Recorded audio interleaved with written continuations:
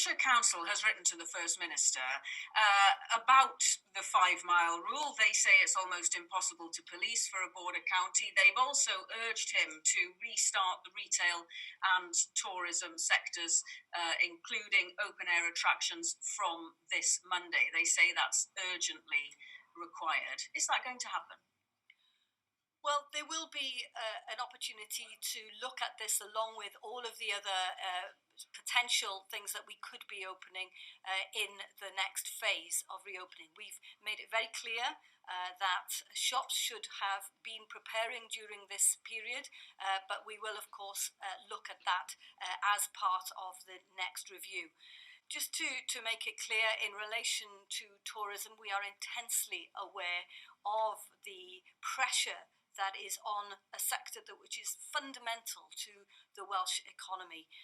We are acting sensitively, I hope, in discussing with all of the key actors in the area, discussing with local authorities, discussing with the key stakeholders in relation to the tourism sector. They understand that we need to do this carefully, and the most important thing is to see how we can avoid a second peak. We know that where this was lifted, for example, in Japan, in Hokkaido Island, they opened, having got rid of the coronavirus, just to see when tourism was relaunched that there was a surge in cases. So we have to tread very, very carefully here, and that's why we'll be putting guidance in place that we've worked up with the industry, but we also, of course, need to work with the local community.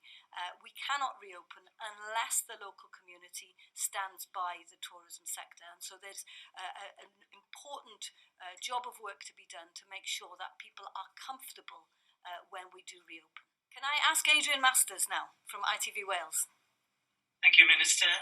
It's not so much a question of of any actual change in the rules, but a question of the Welsh Government's tone and approach to those in the tourism industry and the hospitality sector.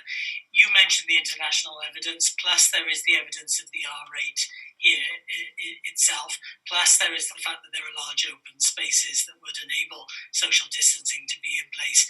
Given all that, and given that the pressure, regardless of whether it's come from politicians as well, has come from people in the sector, in pubs and restaurants, and in the tourism sector. Why has the Welsh Government remained so resistant to saying when it would set out the timetable? The reason why there hasn't been a fixed date is because we are following the science. We need to make sure that we have the headroom to use before we reopen. The signals are that we're heading in absolutely the right direction, and so there will be discussions in the next couple of days in terms of what the opportunities and possibilities are for the sector. I can assure you that we have been meeting regularly with the sector. We are intensely aware of the pressure they're under, in particular the fact that the furlough regime will start to taper off at the beginning of August. We need to make sure that the track and trace system is in place so that if people come to Wales, that there's an understanding that they have a responsibility to report if they contract the virus.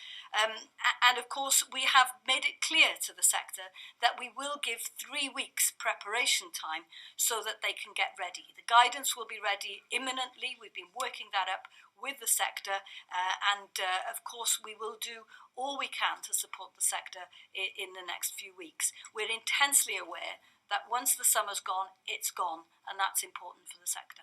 Having said that it's not just about politicians, I will mention a politician. The Welsh Secretary has written to all Senedd members, including yourself, asking you all to put pressure on the Welsh Government. I don't know whether you might think that he was right to do that or not, but doesn't he have the right to put that point of view and put pressure on you as a government? Of course, he has the right to make his case known, but it's an odd situation where the Office of the Secretary of State for Wales is reduced to being a lobbying outfit for the UK government.